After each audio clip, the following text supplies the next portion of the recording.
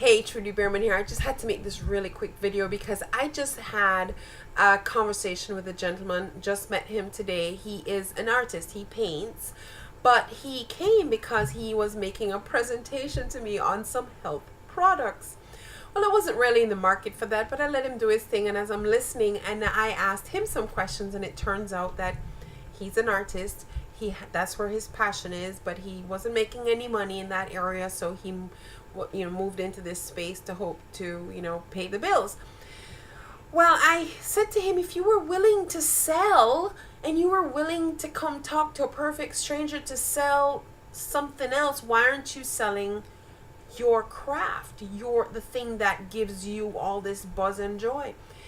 And he became very reflective, and he shared that he did have he blamed the economy and on the times and so forth, but at the same time he managed to squeak out that there was a time where his art was in a gallery, and the gallery was one of two galleries owned by a gentleman who did not have the same training as he did not have the same skill as he did. In fact, he described that gentleman's work as primitive, yet that gentleman had two galleries that he was able to put his work in.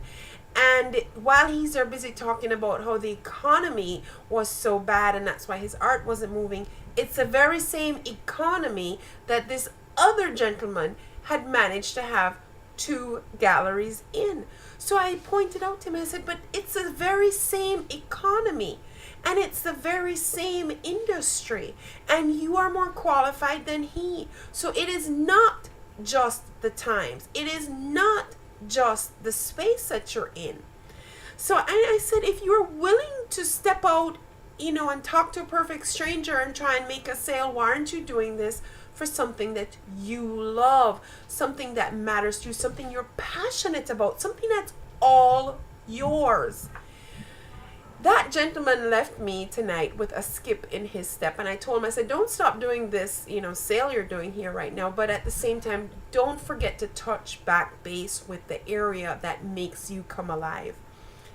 And I believe he will, and I just felt so good about that. But there was just so much that came out of that. I just really want to just knock this video out real quick and remind you to whatever it is you're doing to feed your family, to pay the bills. I'm not saying don't do that. I'm just simply saying don't do it to the point where you have stopped being in touch with the thing that makes you feel most alive. And I promise you that buried in that thing that makes you feel very alive is a way to make an income.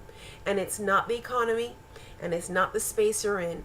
There is something extra, and not everybody's got that or will find it, but it's not the economy, and it's not the space you're in.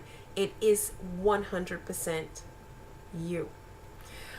All right, so Trudy Beerman here. I'm super simple to find at trudybeerman.com, and I look forward to connecting with you. And if you like this video and found it of any value, please like, comment, share, subscribe to my channel. There's more stuff like this where this came from. All right,